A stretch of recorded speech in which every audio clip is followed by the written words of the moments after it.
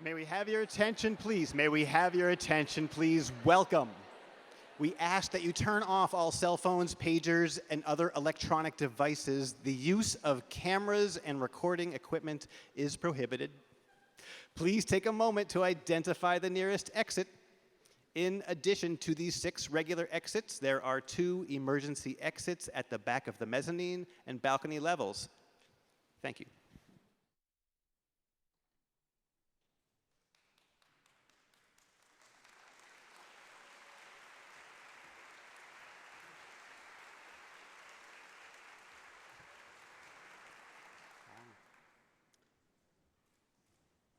Good afternoon, everyone. Thanks for coming out to hear my introduction. So my name is David Hempton, and as Dean of the Harvard Divinity School, it's a pleasure to welcome you to our very special event today. So we're celebrating our 203rd Harvard Divinity School Convocation, our festive opening of the academic year at HDS, and our 99th Ingersoll Lecture on Immortality, which shows, I think, that Harvard is more immortal than the lecture series. Soon, Dr. Atul Gawande, my distinguished colleague from the Harvard Medical School and the T.H. Chan School of Public Health, will join me in a conversation about being mortal. And before that, he will be briefly introduced by my colleague, Professor Janet Gyatso, who's the HDS Academic Dean. But first, I'm delighted to welcome colleagues, staff, friends of the Divinity School from all around the university and beyond. I'm also delighted to welcome our students. For our wonderful class of incoming students, this is the first official academic ceremony and lecture that they're attending here at Harvard. So a special welcome to all of you. Now, of course, most lectures at the Divinity School are much better attended than this one, but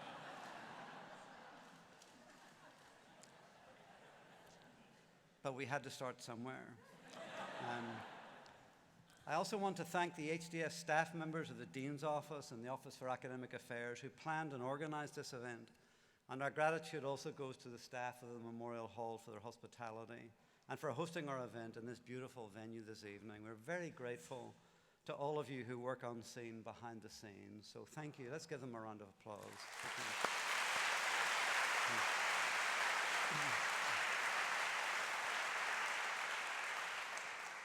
So please allow me very briefly just to introduce Ingersoll Lectures on the theme of immortality and not immorality, as we had on a poster 3 years ago. As always with prestigious named lectures, we gratefully acknowledge the donor of the Ingersoll Lectures, which date back to the 1890s. The original bequest of $5,000 was made by Miss Carolyn Haskell Ingersoll, carrying out the wishes of her late father, George Goldthwaite Ingersoll, a Harvard alumnus and New England minister. The lectures were initiated in 1896 by the then Harvard president, Charles Eliot, whose 40-year presidency was almost immortal, and they've continued most years since then. So the Ingersoll Lectures are now just one short of a century. So if immortality is on your mind, a Harvard endowment is probably as good as it gets. And you thought the capital campaign was over.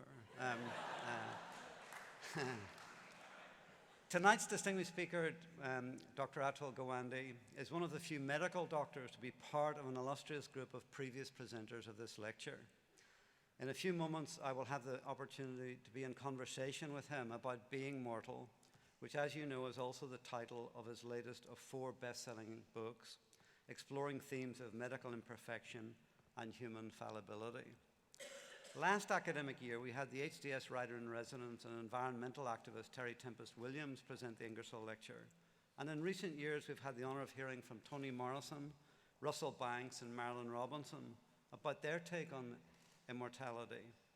The long line of distinguished speakers also includes William James as a second presenter in 1897, Josiah Royce, Paul Tillich, and in more recent years, Martin Marty, Karen Armstrong, and Albert Raboteau.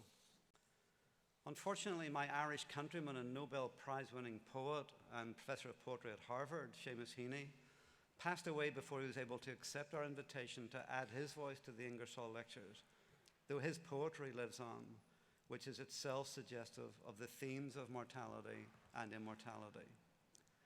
My two favorite titles in this 99-year history are the ones in 1932, The Chances of Surviving Death.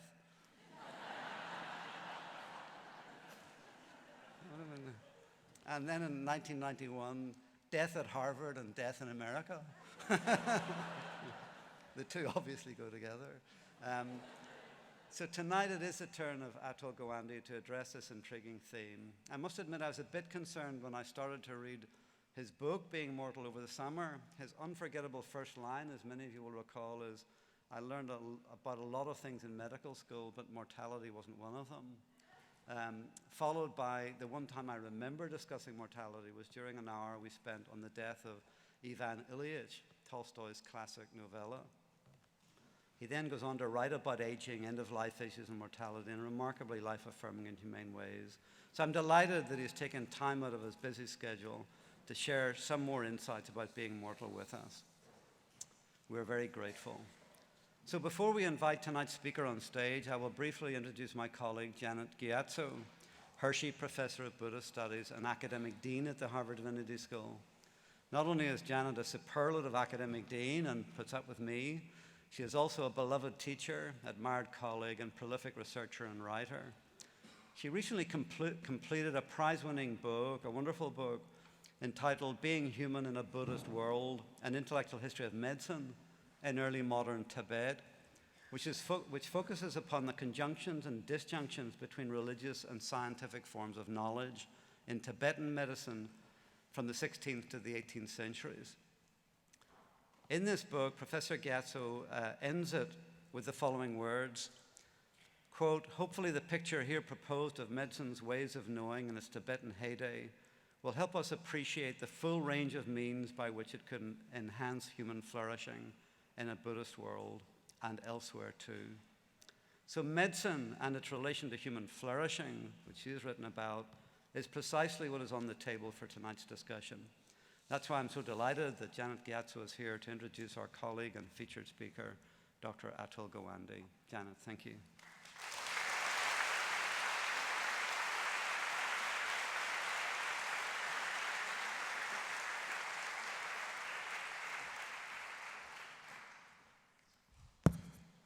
Thank you very much, David, and good evening, everyone. Great to see you all here. It's my really great honor to be introducing Atul Gawande as our 2018 Ingersoll Lecturer.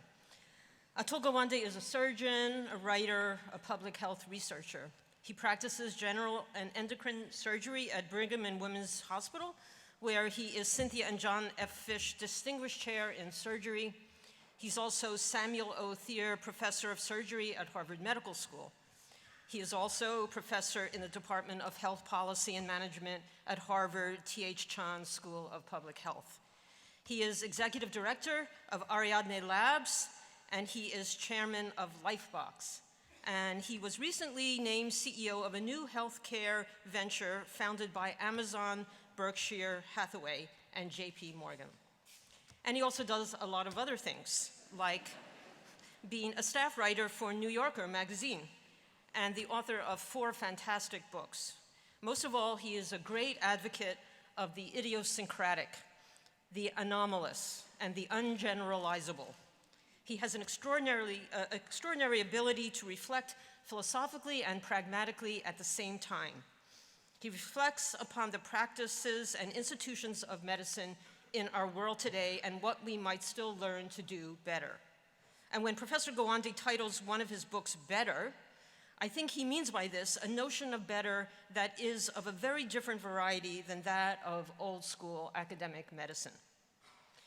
In Dr. Gawande's writings, one encounters the extraordinary humanity of his thinking. One of Gawande's most central themes is imperfection. That is, the inevitability everywhere, it seems, of imperfection, and how to accommodate that realization into our work, our policies, and our lives. How to use the principle of imperfection itself in order to get better.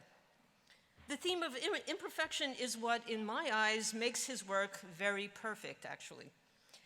So let me not get too far into this introduction before I note the not minor irony that the title of his latest foray into the inescapability of our fallibility is this book already mentioned, which was on the New York Times bestseller list for 1 year, Being Mortal.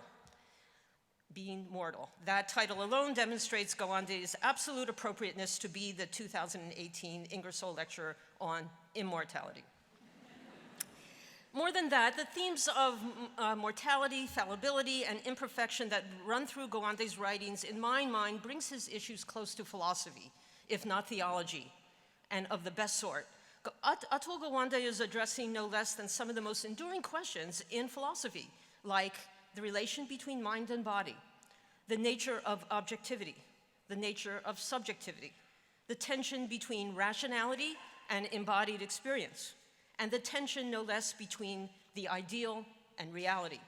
He grapples with reality, material reality, the complexity of reality, the irreducibility of reality to spirit, or the ideal. Rather, Professor Gawande tries to take account of reality on its own terms. And what better way to do that if not through the lens of that most complex science, the medical science of the human body? One of the ways that Gawande gets to reality in all its frustrating but fascinating complexity and ungovernability is his rigorous and often surprising honesty. Atul Gawande's authorial voice is nothing if not honest. One chapter of his book called Checklist Manifesto, which is subtitled How to Get Things Right, waxes long about the importance of decentering authority and the importance of teamwork, of leveraging small things, like, for example, getting clinicians to wash their hands. In the same book, he recounts rolling out a big checklist device with the World Health Organization to try to combat endemic complications from surgery. And then he abruptly ends the chapter by informing us that it was a total failure. So much so that even his own operating team paid no attention to it.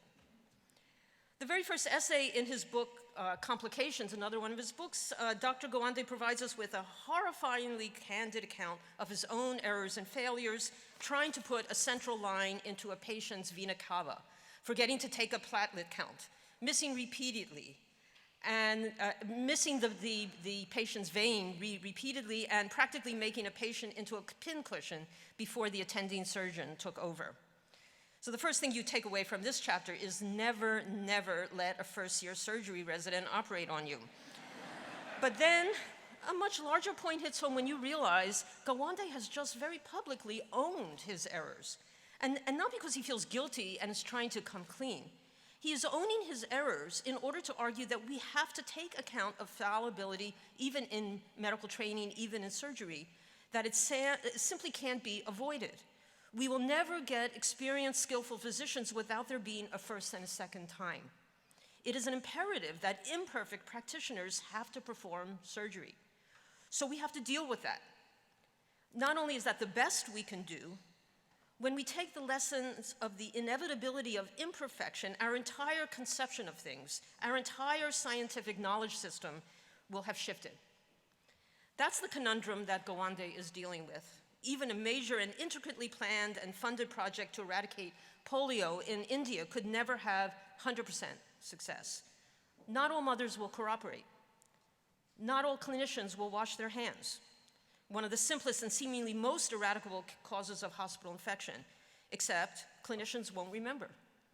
Too many complications, too many things going on at once, too many competing priorities. No centralized authority can know enough about the local to control everything, or to come up with a unified set of regulations that will cover all situations. No rational system can cover the many skills that a doctor must cultivate, and especially those that involve intuition, which itself is far from infallible, but like it or not, intuition is something that kicks in at the most crucial moments and is sometimes the only thing that can show the way through. No rational plan can govern the whole of creation. For me, this suggests something about the nature of medical science that has everything to do with the nature of our human, nay, animal bodies. Our bodies themselves straddle the ideal rational systems we're able to conceptualize and the idiosyncratic, multi-directional nature of reality itself. It's what makes medical science the most imperfect science, but also, in another sense, perhaps the most perfect one, in that it takes into account the whole of reality, rather than one segment of what we would like it to be. On my reckoning, these latter points also make Professor Gawande's reflections on the field of medicine an excellent place to consider the large questions around science and religion, the seeming tension between them, even if he never thematizes that larger question himself. And I remind you, this is a Divinity School event, so I at least have to raise it. Even while we in religious studies have long questioned any absolute dichotomy between the epistemologies of science and religion, it remains true that there has been a rhetoric of a dichotomy, even in a place like pre-modern Buddhist Tibet, on whose medical systems and their clash with Buddhist ideals. I myself did some research some years ago. It is precisely medicine's focus on mortality and imperfectibility that sets it at odds with Buddhist ideals of reincarnation and enlightenment, and in that instance made it hard for medical science to really develop on its own terms.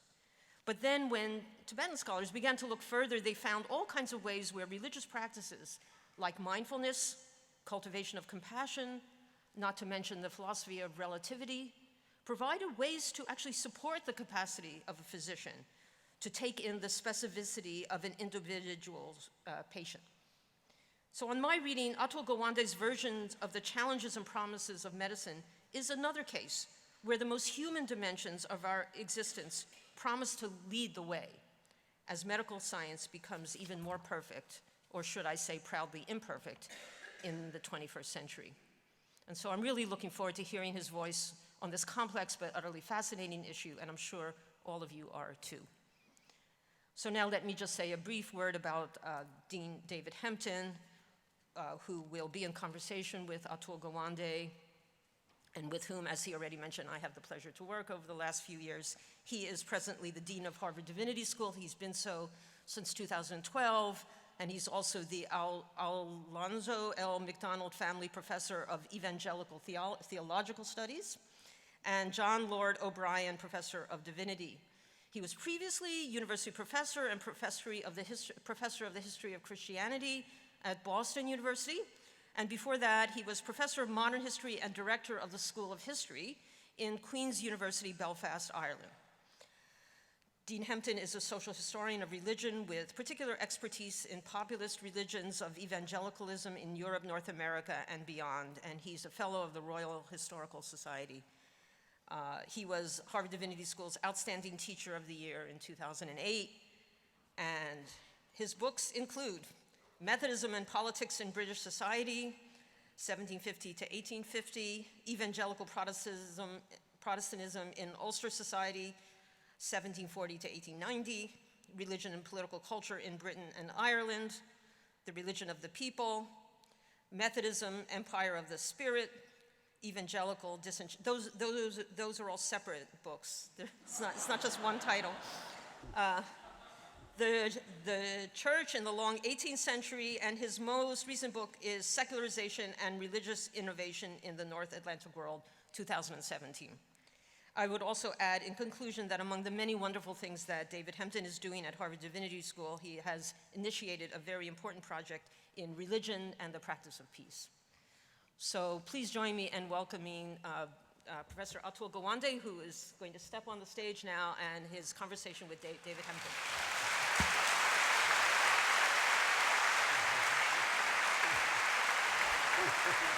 Hey, welcome. Great to have you.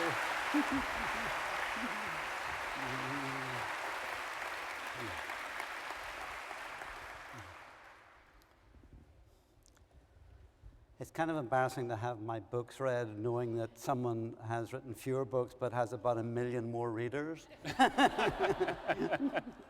I'm going to begin my question with when I was back in the UK over the summer, and I told some people that I had the pleasure of this interview coming up. Many of them mentioned to me your presentation on desert island discs. This is a program, I don't know how many of you know it, in the British Isles, where some very well-known famous person comes on, and they have to imagine that they're going to be marooned on a desert island, and they've got to choose their 8 favorite, or their 8 most significant pieces of music. And then at the end, they get to choose, as well as the Bible and the complete works of Shakespeare, they get to choose a novel and something else to go and be on the desert island. So I started into this desert island, and I must say I was a little bit surprised and pleased with your musical choices. I suppose I expected soothing classics, you know, kind of Chopin's Nocturnes or something, you know, going off to operating. But your playlist for the operating theater includes things like Stevie Ray Vaughan, Stevie Wonder, Def Leppard, a Californian punk rock band, X, Weezer, Tom Petty, and Radiohead. And then you said that you had accumulated, before you got married, 700 vinyl albums. So where did this passion for rock music come from, and why are you not a rock star instead of a music? I actually grew up with a terrible music taste. I think my first album was Foghat, and then I collected all of Barry Manilow. But then I met my wife I met her as a freshman in college, and she turned me on, my roommates plus she turned me on to this whole world of music. So basically, I'm a child of the 80s, which meant I grew up with MTV, and my whole explanation for falling in love with music was falling in love with the television. But I think what I connected with was the sense in which that I've never been able to explain is why music is so moving. And growing up in a small town in Ohio, it was my way of thinking beyond the small town where I was growing up, seeing the whole world beyond. And so I met my now wife when I got her to teach me how to play guitar. And I actually did start recording music and tried to have a band, had many names. One was called Thousands of Breaded Shrimp. Needless to say, it did not do very well. And I think in the 80s, I was really trying for that Morrissey, sad, depressed with the world kind of thing, and it just couldn't hide the fact that I was actually a pretty happy guy. And I just couldn't fake it. So that was the end of that. Do you still play the guitar? Yeah, so the interesting thing is my wife and I are avid music spectators, raised our kids on proper rock and roll. And so the result is that my youngest daughter is now a freshman at Berklee School of Music and has been a singer-songwriter since she was 15. And so we're living our rock and roll dreams through her. So she's under a lot of pressure. Sounds like you made the right career choice.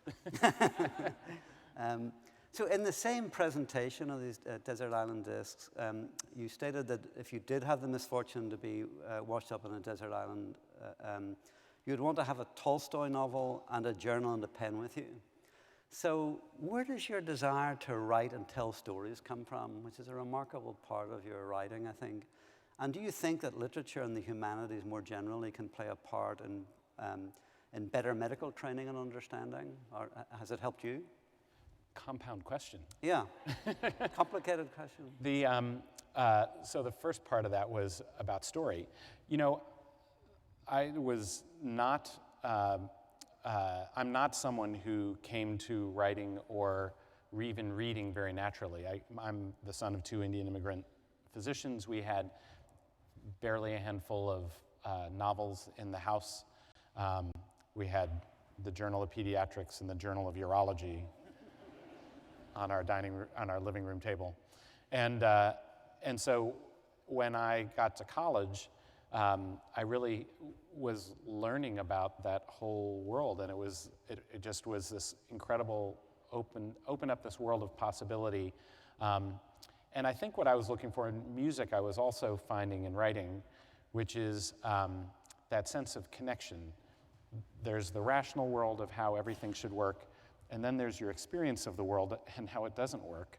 And trying to navigate and understand that, I found that reading and starting to try to write was something I fell into in college and didn't do very well. I had my worst grade in writing, and it was never going to be anything remotely part of my life. My wife was the writer. She was a comparative literature major, an amazingly facile writer, became an editor, and it was only midway through my surgical training that I even took on the idea. And I think part of the story why I couldn't write really good music and why I couldn't write good stories was I had nothing to say.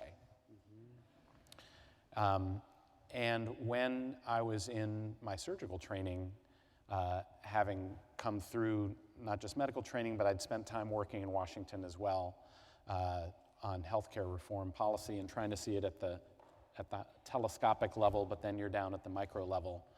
And you have so many things that you're trying to make sense of.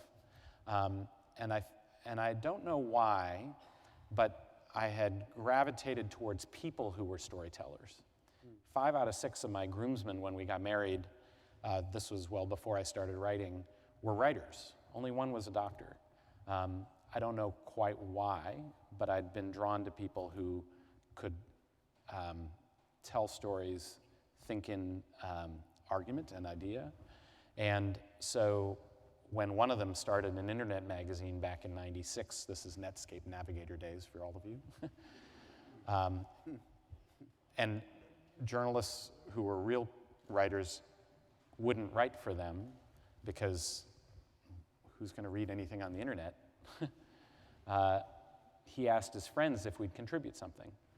And so I agreed to do what, we didn't even have the word then. I agreed to do what I called a column then, we now would call a blog. And so during my surgical training, I started doing that because it connected me back to the kind of work I'd been doing when I was in politics. So I was initially writing about policy and learning to do it, and finding that there were stories every day in my experience that seemed bigger than the policy questions. Hard questions of how do you, like I was discussed during the introduction, how do you ethically accept that you're learning on people, that you're making mistakes, and justify that. And it became my way of thinking out loud, and by thinking through story and idea connected together. It was more as a vehicle for sorting through that. It started out as, how do I stay involved in policy, and became a way to work my way through the things that confused me. Yeah. So you find something to say, and did you teach yourself this wonderful writing style, or how did it? The amazing part about it was, I don't think I ever would have happened without the internet. Mm-hmm. It created a very low barrier to entry. My initial columns were no good. And then the second thing was I was very lucky to be on the ground floor of a magazine, internet magazine, who had really good editors. So Slate magazine was what that magazine became. And a guy named Jacob Weisberg, friend, had got me in the door. And the editors there, I did maybe 40 columns in the course of a year and a half. And it's like doing 40 gallbladders in a row. You don't start out very good, but there's someone standing there saying, here's what you're doing well, here's what you're not doing well, and stop doing that stupid thing you're doing over there. And I listened, and I would try to do more of, they'd say things like, I can't see the video. I can't see what you're writing, so try to show me a picture of what you're doing. And the lucky thing is on the internet, you can try something, fail, go on again, and keep doing it. And so gradually built an audience. My original columns were just 300 or 400 hits, mostly my family. And then by halfway along, it was several hundred thousand, partly heavily because the magazine actually started picking up lots of readers, and I had amazing editors who, you don't realize it, but a really great editor is a coach, and they're reflecting back on you the reality of what you sound like, how soft your arguments are, where you're falling down on the job, with enough clarity that you can figure out how to make it a little bit better. Yeah. So how did you get into writing the first book? So it began with then getting to the New Yorker. So in '96, I started writing for Slate. In '98, this is yet another friend. So among the friends who, he wasn't in the wedding, he just came, was Malcolm Gladwell, who he and I knew each other before either one of us started writing. So when he got out of, he's just a very argumentative guy. That's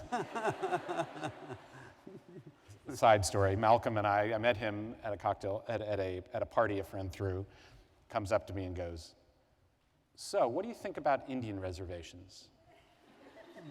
And I could tell he didn't care what side I picked, he was just going to pick a fight and then tried to defeat me. I knew nothing about Indian reservations.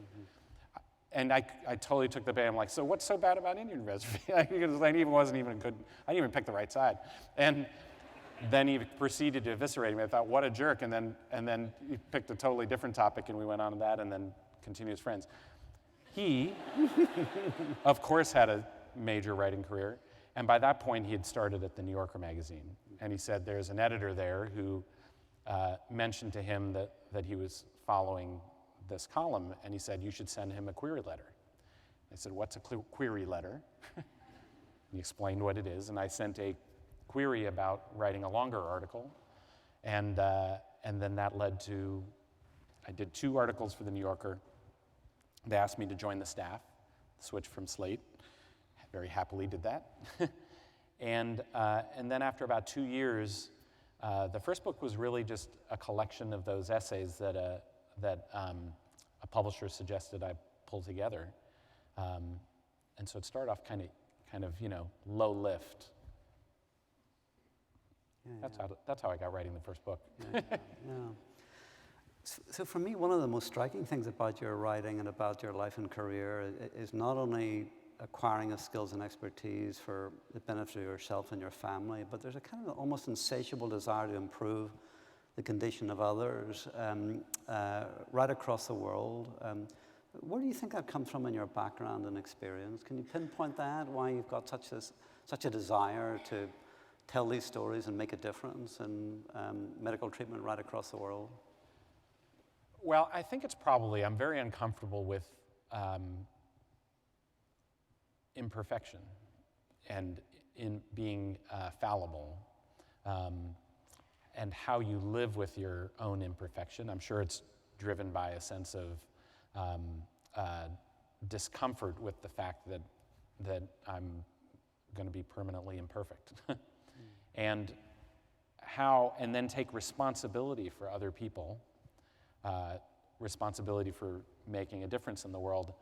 How do you know whether you're making matters better or worse? How do you live with that? How do you cope with it? It feels to me like a very basic human problem that I haven't cracked really. And I think it's combined with the fact that, so I grew up in a rural town in Ohio, Athens County. Athens, Ohio is a college town, but in southeastern Ohio, in Appalachia. And my parents were local doctors, and unusual among immigrant physicians, or just immigrants generally, they very quickly regarded themselves as needing to take care of the community as a whole. We were the richest people in town probably. 2 doctors in the poorest county in Ohio. We had the only Mercedes in town. And my parents saw themselves as both needing to look after the international members of the community, immigrants and others there who often exchange students, stayed in our house and that kind of thing.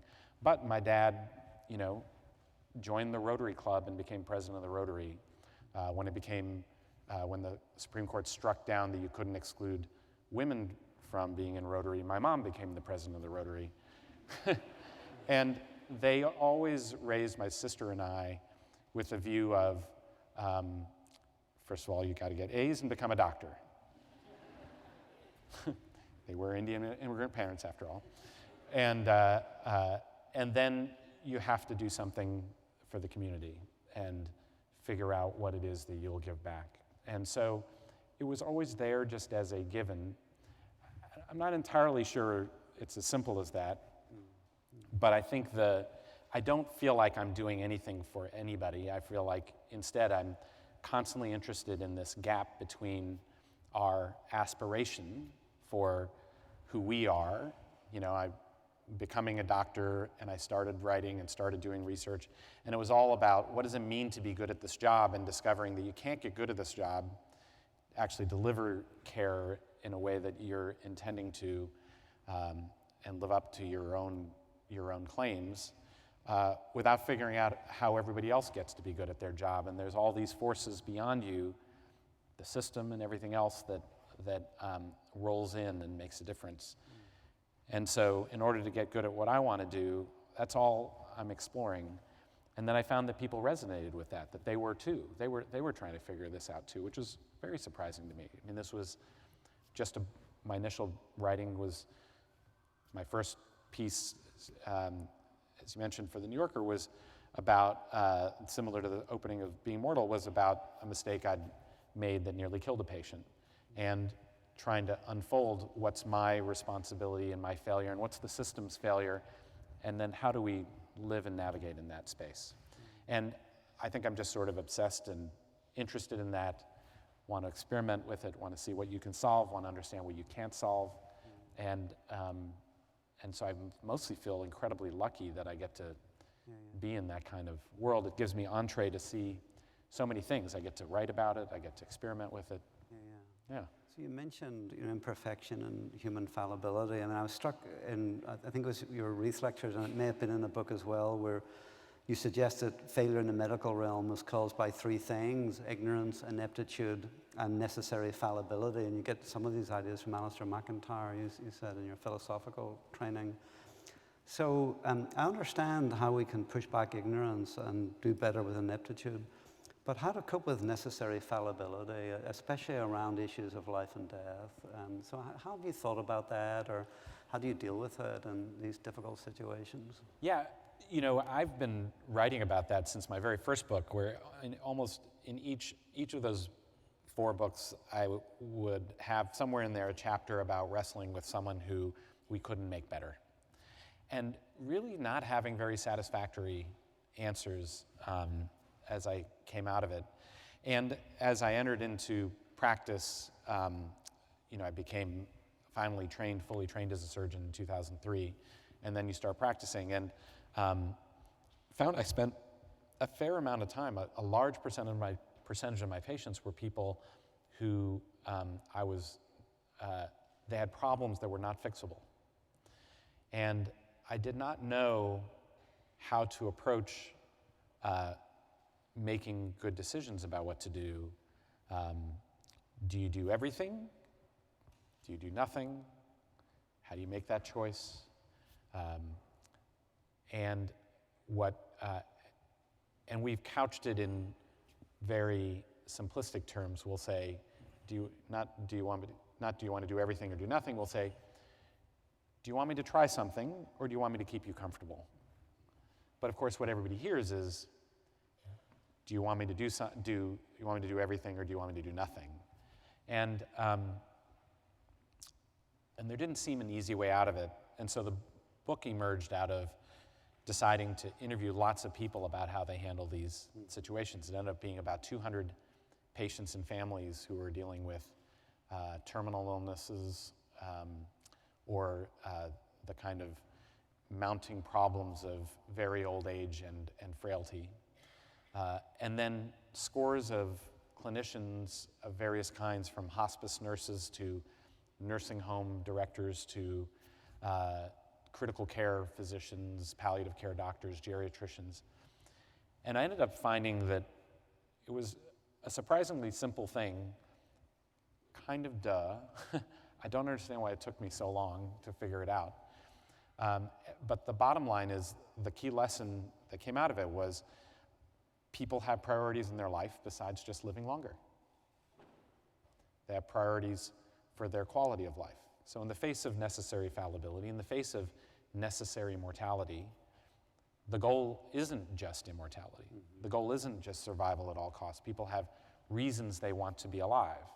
And in understanding what those reasons are, what their goals and priorities are besides just living longer, you have what you can serve. They are looking for help to assure that if they can't have perfect survival, that you are maximizing their most important goals and priorities. And then the second lesson is that those goals and priorities are different from person to person, and they change over time. And so the most critical thing you can do is, it's a highly technical procedure. You have to ask people what their goals and priorities are, and we don't ask. In my public health side, running this research center called Ariadne Labs, we joined up with the Massachusetts Coalition on Serious Illness, and have been surveying Massachusetts state for now several years each year, and we're still below 1/4 of people who have a serious illness having any conversation with their clinician about what their goals are for their quality of life as they approach the end of life. Less than 1/4. And what we see is that the people who do have that conversation have a remarkably different experience in their care than those who don't. When you don't know what people's priorities and goals are, in the face of necessary mortality and necessary fallibility, there is inevitably a loss of alignment between what you're doing and what they care about. And the result of that is suffering.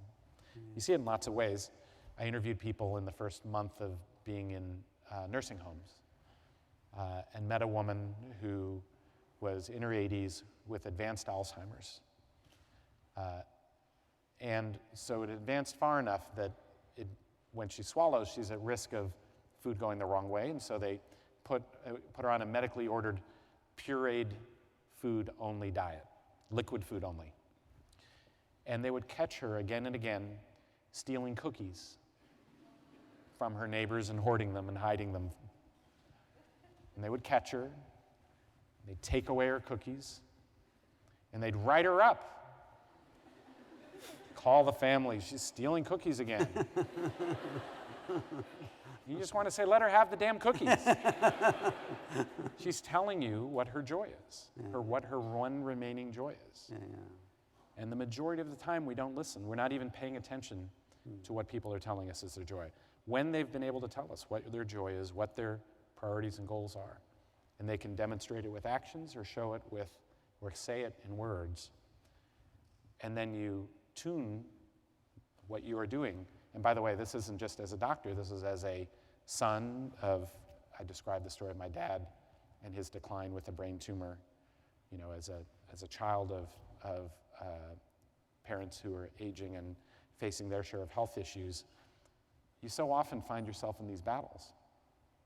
And instead, being able to say, what are your priorities? What matters to you in your life? And then saying, let's serve that. And if that means, like with my mom now, living alone and in a apartment in a senior retirement community, having freedom, not having to be in a nursing home setting, having control over her life. Yes, we don't have her have a car now, but she does have Uber. Or Lyft. She deleted Uber and put Lyft on the... But, having that turned out to be incredibly important because she could still go into town, she could still go to the grocery store, she could still have control of her life. And finding those ways to do things were incredibly important. So anyway, it's a long-winded way of saying that I think that it's turned out to be fairly simple and transformative for my own practice to simply ask people, what are your priorities for your quality of life as well as your quantity of life? What's the minimum quality of life you would find acceptable? What are you willing to sacrifice as we take this on? And what are you not willing to sacrifice? And it's put us on the same side. It's given me clarity about what our goal is, what we're willing to do and what we shouldn't be willing to do. Are those the kind of questions we should be asking of ourselves before we get to a physician? Those very questions, especially as we get to a more advanced age and. So the interesting thing is I started out writing the book with an interest in, the very end of life, and gradually realized that that it's not about having a good death, it's about having a good life all the way to the very end, in the face of losses and ups and downs and how your life unfolds. And then you realize that it's not just about even the last few weeks of life. At any point along the way where you begin to need help, doesn't even have to come with advanced age. These are the conversations that we should be having. I tell the story of a man who asked, what's the minimum quality of life he'd find acceptable. He said, well, if I can eat chocolate ice cream and watch football on television, that'd be good enough for me. If you can do something that keeps me watching football on television and eating chocolate ice cream, then keep me going. And if you can't, if I have to lose them, let me go. It's the best living will ever. And that's what we need to know about people. And it's not just at the very end along the way. My wife and I have this conversation, and we've turned out to have very different views of what. I'm curious what your answer would be. For me, I could be Stephen Hawking's. You could make me a brain in a jar right here. And if I could have some kind of wiring that could allow me to communicate back and forth with you and hear your stories and you hear mine and we connect, that would be good enough for me, as long as I can have that connection. My wife thinks that's the dumbest thing she's ever heard. To her, she's a child of God. And why is it important that she know me and I know her and we be in connection? And she says, you've known me a long time. You know when I'm happy, you know when I'm unhappy. And if I can't communicate and I'm completely impaired, but I look like I can still have a joy in the world, keep me going. And if I can't, if I'm incapable of joy, let me go. Yeah. And who knows, over time we may find we're gravitating. We may even switch sides. But do you have what's the minimum quality of life you'd find acceptable? Well, maybe having you as a doctor would be a good start. You're not going to let me ask you, are you? That's a good question. Yeah, I need a little bit of time to think about that one. But while I think about that a little bit, is that what you really mean by being mortal, and why you chose that as the title of the book? Is that really what being mortal is? Figuring out what it is that's really heart and center of your life that you want to keep protected and preserved for as long as possible, whatever the health conditions that come. Is that what you? Yeah. Or something like that. So first of all, I quickly realized as I was trying to figure out how to name the book that it had moved beyond being just about end of life or death. It became about living with the reality of your own mortality, and that meant having a sense of that life has a beginning and a middle and an end, and that and it's understanding how you can face that reality and how people face that reality, and how you are helpful on that path and how you're not helpful on that path for other people. And so at the core of it is recognizing what people's needs are at different parts of that. It's a more complicated question because if we go back to the 19th century, if we go back 100 years, the average life expectancy in the United States in 1900 was 47 years. We've added more than 30 years of life expectancy in the course of the last century. And that reflected the fact that at any stage in life, you were at risk of death. You could have a flu and you were going to die. You could have a strep throat. George Washington died of a strep throat infection that became systemic because we didn't have penicillin at that time. Childbirth was the biggest killer of both babies and of women. So you had a world where age was not a determinant of your risk of dying. Age was just a reflection of tremendous fortune that you'd managed to pass through life. And so there was a much more of a continual consciousness that you were at risk of death at any time. And so when you ask yourself what really matters to you, it's with some consciousness of life being potentially finite. Turns out that psychologists doing these kinds of tests find that if you or live in a world where when you look forward 20 years from your age, you can have a high likelihood you're going to live the next 20 years, you basically behave as if you're immortal. We're in a stage where the vast majority of us, even at age 65, you have 21-year life expectancy at age 65. And so most of us live with no thought about what we would consider important to us if we were severely impaired or facing the end of life. And it's understanding that you go through these phases where you're very outwardly focused and defer gratification and are intent on recognition and acquisition. And then a phase where, as you become aware of your finitude, the reaction, whether you are young people with HIV,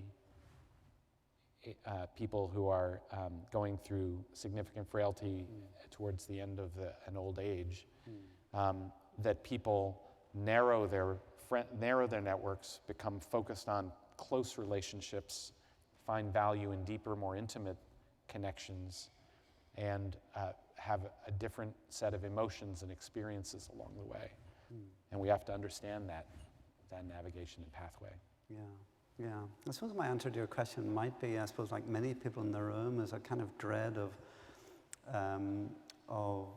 some kind of serious mental or physical impairment, that somehow I would be a different person, somehow that would be a real burden to my family and a pain for them. So I think that's a fear, really, that I imagine quite a lot of people must have, and therefore figuring out if that should happen, especially if you're not in control of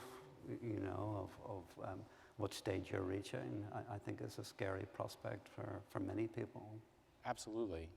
But it is different from person to person. It's very different, I found, as I was looking at what people have done research about, and then what people were telling me when I was interviewing them. What the physicians think, what the medical profession thinks you're most concerned with are issues like pain, survival,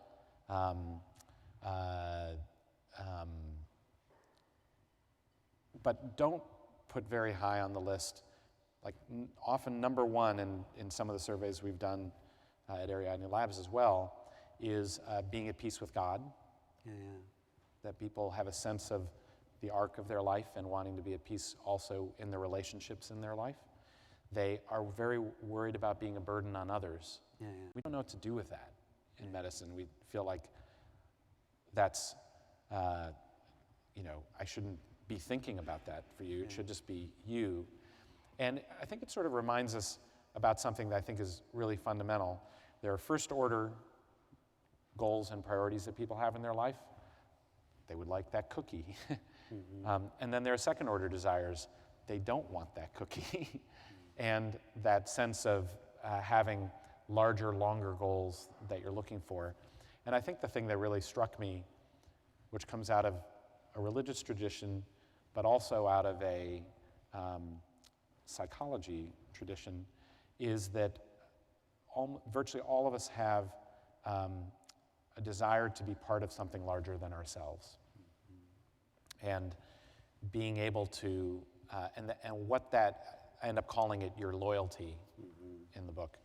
And what your loyalty is, it can be it's the thing you're willing to sacrifice your health for, sacrifice your life, sacrifice your finances, and it's different person to person, but it may be your family and children, and that's the sense of, I don't want to be a burden on my family because this is something that I would sacrifice for in order not to hurt my family because it means that much to me.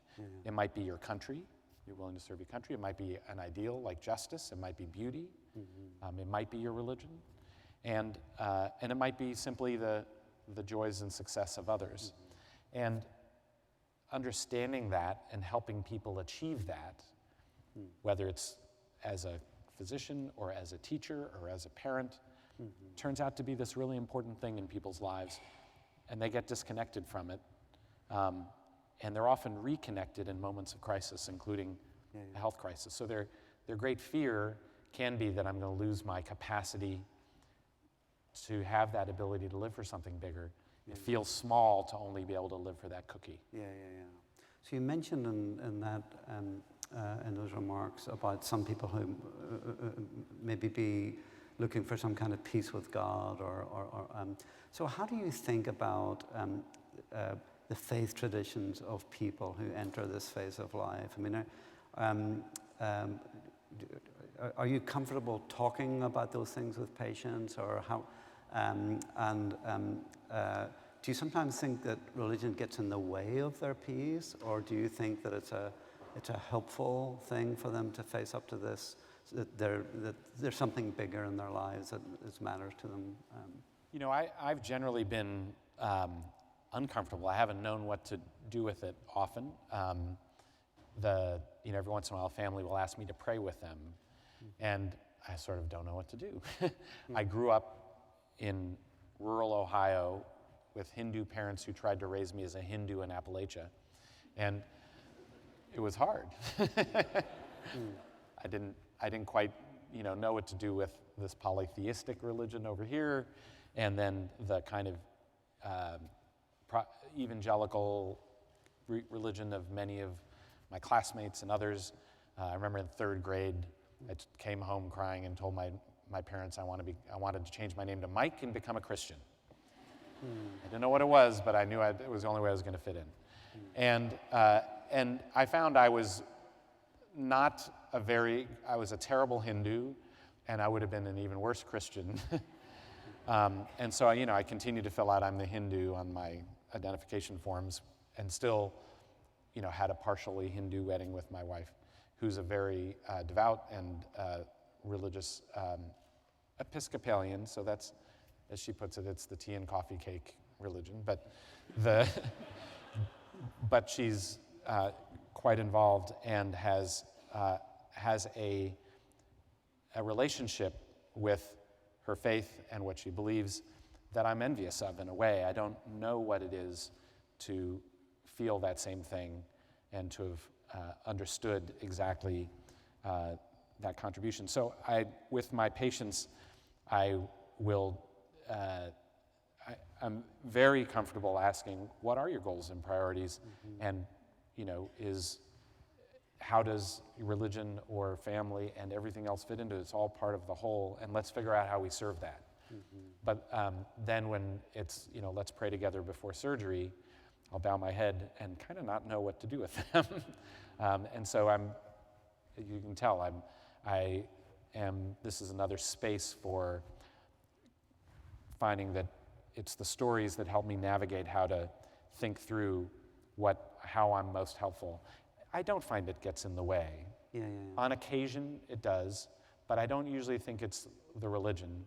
I had a patient I didn't write about, ended up cutting from the book, who was in her late 80s, had Alzheimer's disease, was Orthodox Jewish, and the daughter who has been taking care of her wasn't that religious, but was her caregiver on a daily basis. But being an Orthodox Jewish family, the eldest son was the decision maker, and he lived the furthest away, and so wasn't part of her decline. She'd ruptured her colon, and I would have to take her to the operating room, and navigating the discussion with the rabbi on the phone about what is best for her without referring to her life was one of the rare instances where I felt that religion was in the way of what might matter and be of priority to her. For the most part, I don't find that happens at all. So here at the Divinity School, we train quite a few hospital chaplains and so on, and for other sites of healthcare.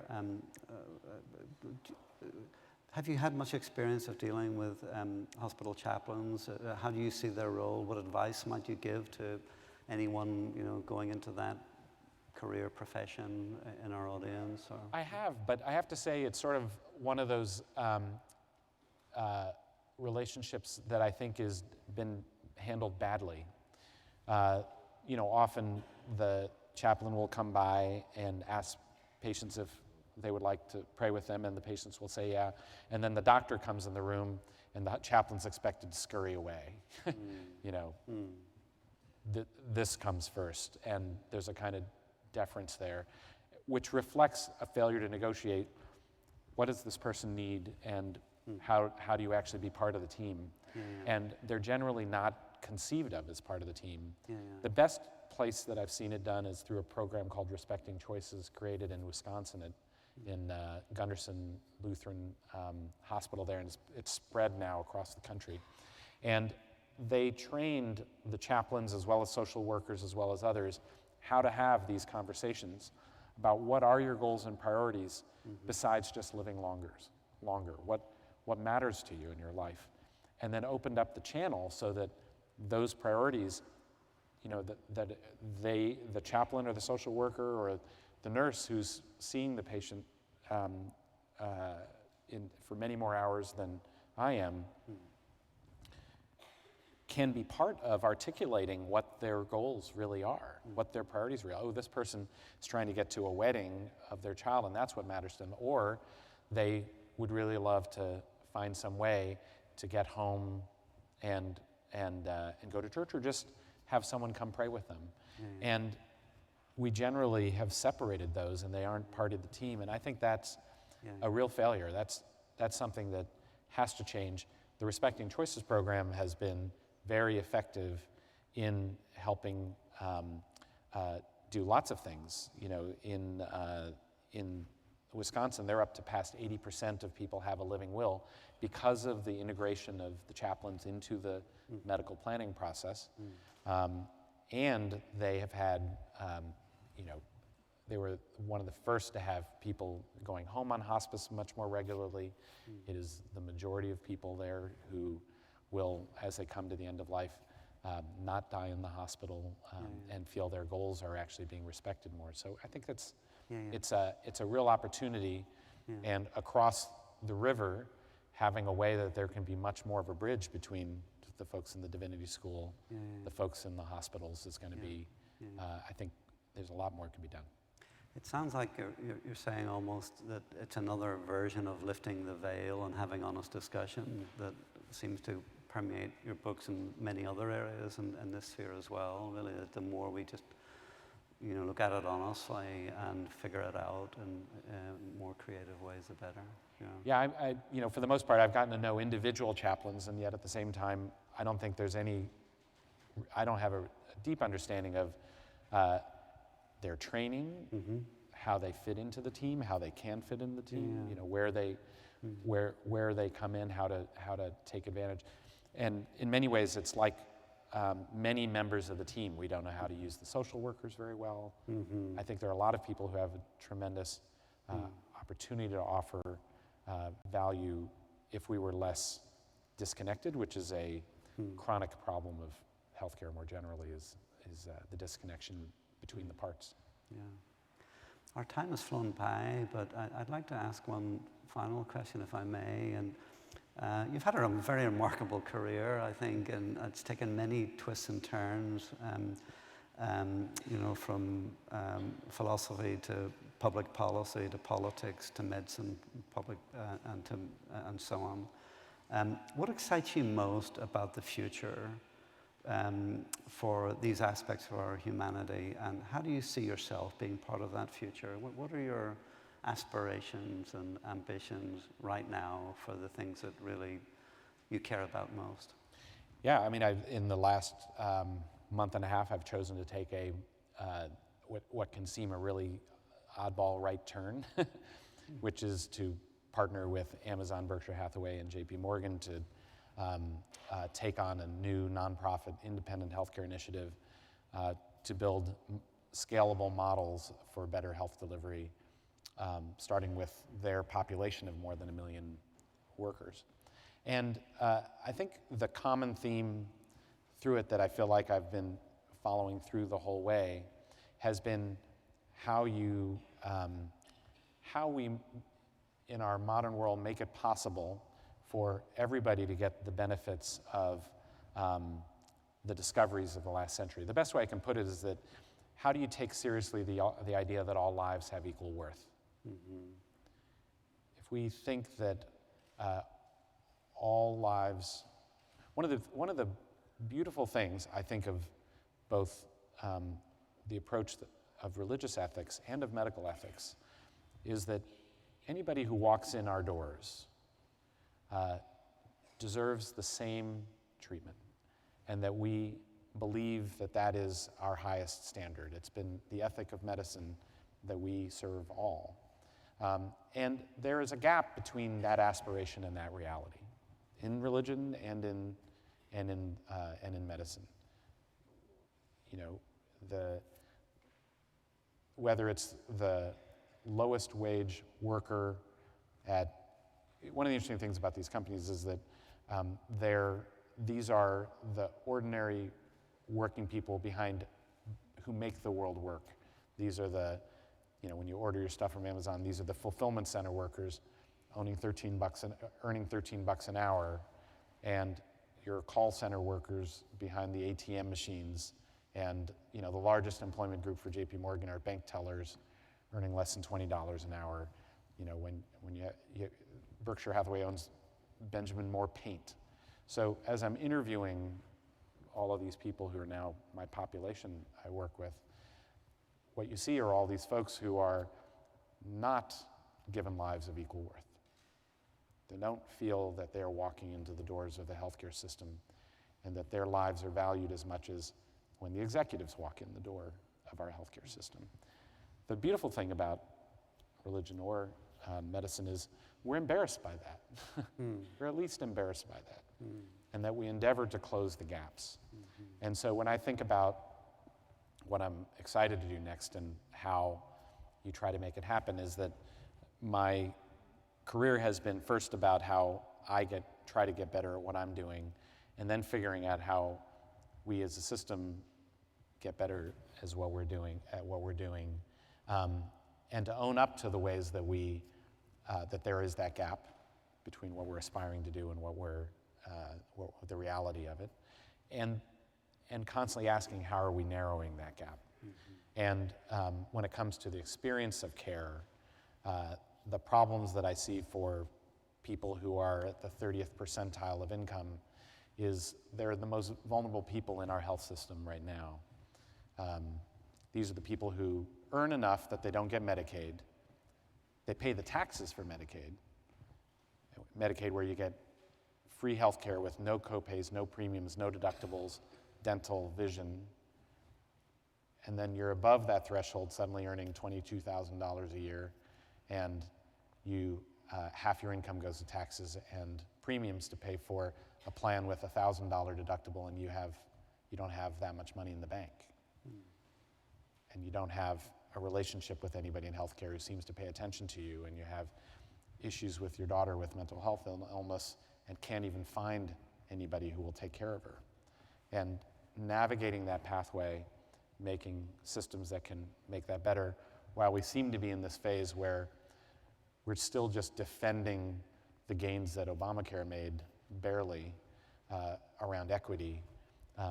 My sense is the next few years will be about, on the political side, is continuing to sustain that commitment that we will ensure the financing of coverage for all and keep advancing down that pathway. But even when you're in the system and have financing, the other part is making that system work and not bankrupt us, and actually provide better outcomes and better satisfaction, experience of care, and better costs.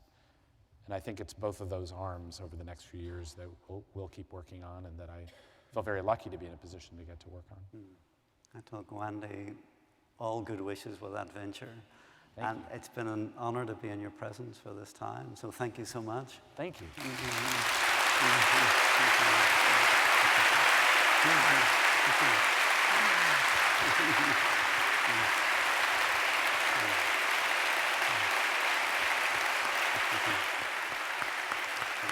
We're having some questions. Thank you so much. Is this on? That was just like amazing and really fascinating. And I think everything that you're talking about is so important. And I think the audience also is in such admiration of you just for the fantastic work that you're doing. So really, thanks so much. We do have a few moments for a couple of questions from the audience. And I'll just try to recognize you. I think what you need to do is walk up to a microphone, which is somewhere. Two there. Two here, yeah. They're over there. Are there any up there? So, yes, sir. You're there. Hi, thanks for your lecture. You spoke about individual responsibilities and systemic failure. In the context of improved healthcare delivery and leadership, I wonder how you intend to address the issue of medical error. I mean, currently medical error is the third leading cause of death in the US after heart disease and cancer. In 1999, the National Academy of Sciences published a report showing that up to 98,000 people die due to medical errors in the US. Yep. And 2 years ago, researchers from the Johns Hopkins University School of Medicine published an updated report showing that actually the count is between 250,000 and 400,000 people dying in the US because of medical error. So these numbers are big, and they actually remind us how inefficient healthcare is, and also how patient death because of medical error is an under-recognized epidemic in the US. Thank you. No, this is, it brings home the kind of core challenge. The number one, our first way of attacking these problems has been to go after the individuals. And we spent about 20 years through my career bridging a gap where in the beginning you would have headlines of major errors. There's a famous case where a Boston Globe reporter named Betsy Lehman died from an overdose of chemotherapy because they got a 10 times dose because a decimal point was put in the wrong place.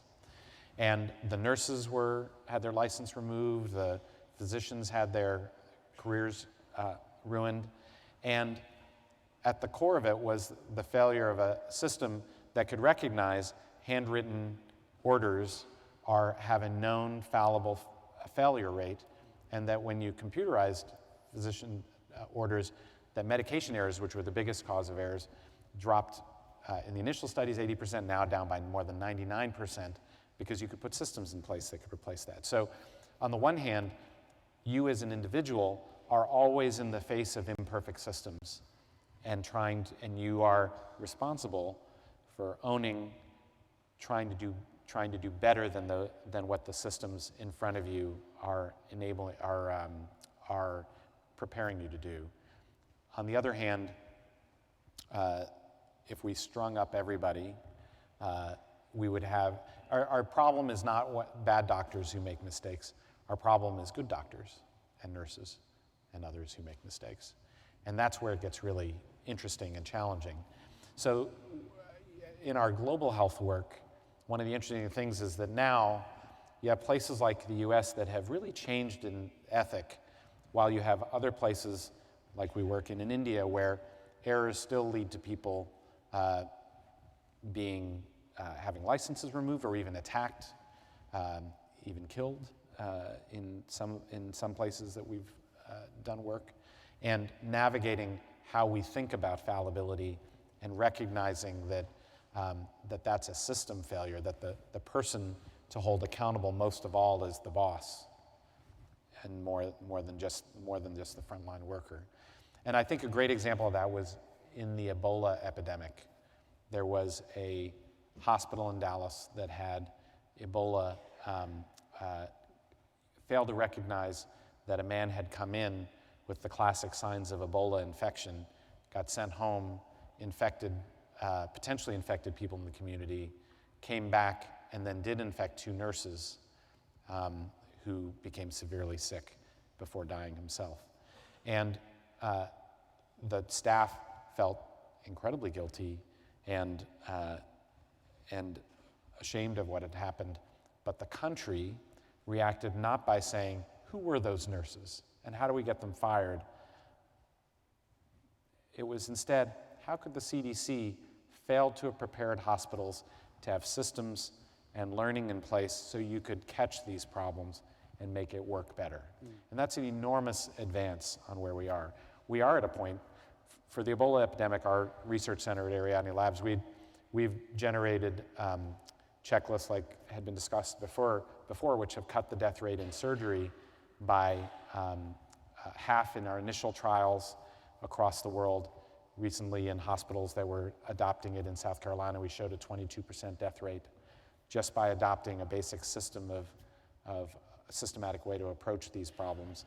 And I think the place that we're going when in the Ebola epidemic was we were able to put together, distill all of the knowledge of what was happening in Ebola and turn it into a very simple set of protocols that every hospital could execute on and get it deployed. So that was the only infection that ended up taking place. And CDC, working with CDC, we did get it deployed across the entire community.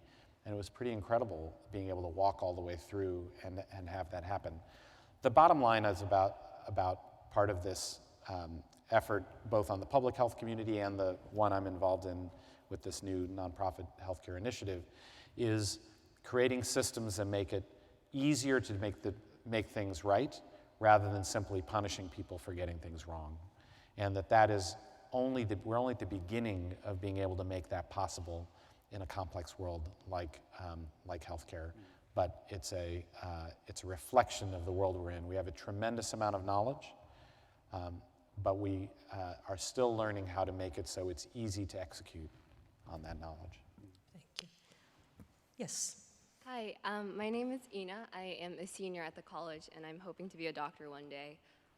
You were talking a lot about talking to patients about what matters to them, especially with the case of the woman who really wanted to have her cookies. But I was thinking that might actually be quite a big ask of patients. How do we figure out what matters to us, and how did you figure out what mattered to you? Well, the interesting thing is it is a big ask in the sense that it's a skill of, here's the big thing that I feel like happened as I navigated trying to think through this, was recognizing that I had been a technician as a clinician instead of a counselor. So let me try to explain that difference. The way I would approach having a discussion with somebody is I would say, here are the facts. Here's your situation. Here are the options. Here are the pros, the cons, the risks, and the benefits. Now what do you want to do? And what would people say most of the time? What would you do, doctor? And then I was actually taught, in medical school, this was how I was taught to explain it. I was taught to say back, basically, no, no, no, no. This is not for me to decide. This is for you to decide. There is no wrong answer. Why don't you tell me what you want to do? And people feel really abandoned in that moment. And what they want is a counselor. And I didn't understand what a counselor was. And a counselor would say, I'm going to go through the options and things like that. But first, before we do, let me understand. What's most important to you? And asking what's important to you, people don't know how to answer that. But asking them, learning to ask the kinds of questions that palliative care physicians and geriatricians gradually taught me, things like, what are your fears for what's ahead with your health? What are your goals if time were short? What are you willing to sacrifice and what are you not willing to sacrifice for the sake of more time? And then saying, now I think you've told me what matters. You do not want to have to risk not living in your home. You're worried about being a burden on your family and your finances in this situation. You want to keep working, which was my dad's answer with his brain tumor. He wanted to be a surgeon and keep working as long as he possibly could. Well, let's not sacrifice that while we can. And now here are the options, but the one I'd recommend is this one. So I think the big skill that we're not teaching very well yet, but we're just starting to. In Massachusetts, we became the first state that, with the Massachusetts Serious Illness Coalition, we've got all of the medical schools in the state have agreed to teach medical students how to have these conversations and learn counseling skills, a really basic skill that in fact we need to teach in the nursing schools, and we're approaching the divinity schools soon enough, because this is, I think, a basic skill set. Yeah. I'm so sorry to cut it off. This was the instructions I got, but it is the time that we have to stop. I just want to thank the speakers. Sorry about my long answers.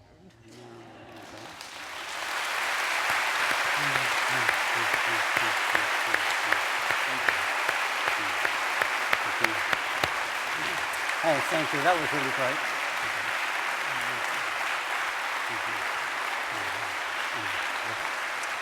Thanks. Thanks, everybody, and good night.